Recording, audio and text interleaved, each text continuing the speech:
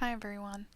So this video is a face of the day featuring favorites essentially. And first off, of course, my LORAC behind the scenes eye primer, and I am putting that over my brows because I am going for an ultra long wearing durable eyebrow look combo, whatever. On my face, I'm using Revlon ColorStay Combo Oily in Ivory, and I had used this formulation once before, but I think I got a really old bottle because it was just so gross. It did not go on well, and had gotten the normal dry, returned it and got the normal dry. And that one just did not hold up to shine, or oils that would slide around, etc. So I thought I'd give the Combo Oily another try to see if it would work any better for me. And so far, I would say that it does hold down the shine a tiny bit longer, but it still will slide around after a couple hours. So my first favorite is the L'Oreal Infallible 24-Hour Shadow Single in Pink Sapphire. This is a kind of pressed pigment formulation. It's compared a lot to the Armani Ice to Kill shadows, but those are, I think typically the colors are a little bit more dimensional and interesting. I don't know, I haven't used any of them, but I just apply this with my finger, obviously. And what I love about it is how intense and bright and fresh it will be 14-16 hours on. Most of my shadows don't really keep that sort of intensity. In my crease, I am going to use something from theBalm's Nudetude palette. It's the shade Sultry, which is a matte slash satin. There's not much shimmer in it, and it's kind of a medium toned brown, kind of similar to Urban Decay's Buck. And I bought my first MAC brush, so that's exciting. I wanted to see how it compared with, because I obviously have several of the Sigma versions of the 217 for MAC, and I wanted to see what the real deal was like. And because I was liking the formula so much, I picked up another of the L'Oreal Infallible shadows, and this one is in Liquid Diamond. I think X Sparkage maybe and Temptalia had reviewed it and said that it was kind of a purpley lilac toned silver, which is a little bit unusual, and I don't think I have anything like that in my collection. And since I did like the formula so much, I just picked it up. And I had a $6 reward at Walgreens. What can I say? And I'm just going back with the pink sapphire in the center of my lid to just kind of bring back the pink a little bit, since it was getting overcrowded by the silver and brown. And next, it's I thought it was liner. No, it's the Garnier Anti-Dark-Circle roller. I use this just because it will never get caught in my always dry under eye area. So it's just easy, and it does brighten up a little. Now we're doing liner. I knew it was sometime soon.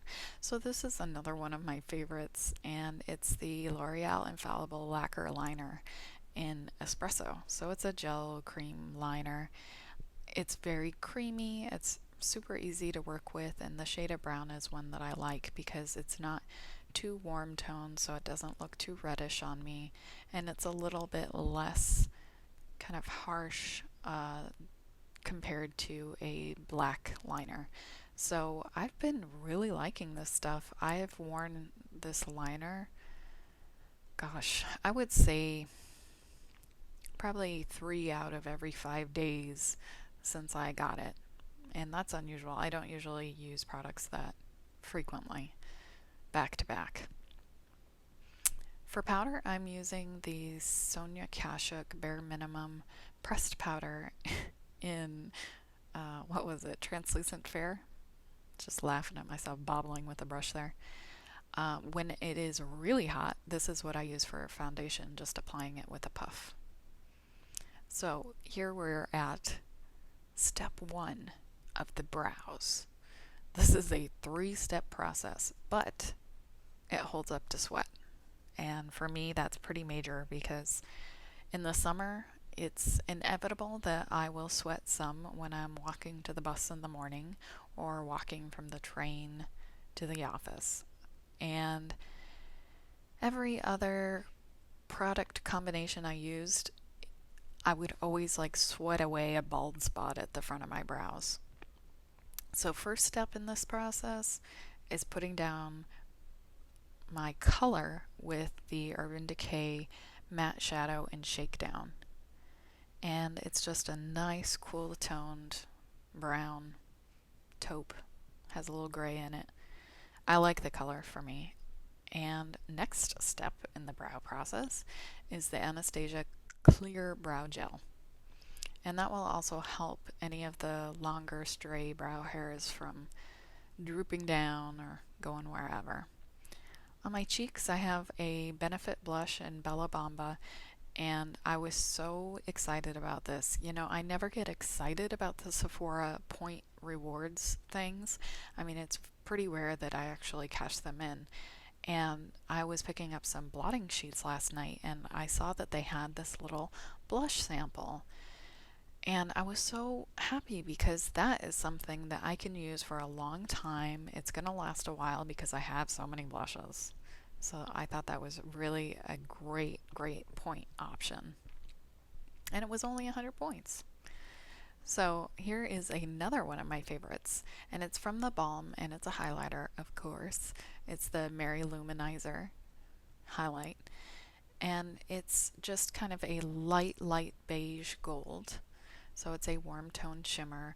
It's kind of like the LORAC Perfectly Lit in Spotlight, but that's a little bit more of a beigey tone and actually has a little coverage. So I really like that. It gives a super nice sheen, a kind of golden sheen, which I'm just such a sucker for gold shimmer.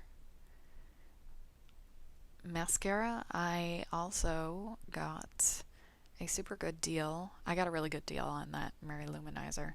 It was from Hot Look, of course, and it was like 50% off. Sweet. So anyway, mascara, the CoverGirl LashBlast volume, I had a buy one get one free coupon, plus I had a manufacturer coupon, so it all came out to paying about $2.50 for each mascara.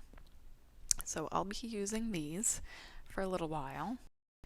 And it's not my favorite, but it can come out nicely, but I just feel like I have to work with it a lot more often. It takes a little bit more time. The little bristles tend to poke me in the waterline. Whatever, it works. And on my lips, Estee Lauder Pure Color Lipstick in Barely Nude, which is not even remotely nude looking on me, but you know. It's a nice shade, but it is pretty intense. It doesn't really match up with the casual outfit I was wearing today. And my last step in the brow process, using a setting spray. I just happen to have the Urban Decay Do Me setting spray because I had bought it a long time ago, but I'm sure All Nighter or the Skindinavia ones or Model in a Bottle, I'm sure they would all work the same. But this will stand up to my sweat, which I love. So that is the look. Those are my favorites. I do have a couple non-makeup favorites that I'll share. And thanks for watching, guys. I'll see you soon.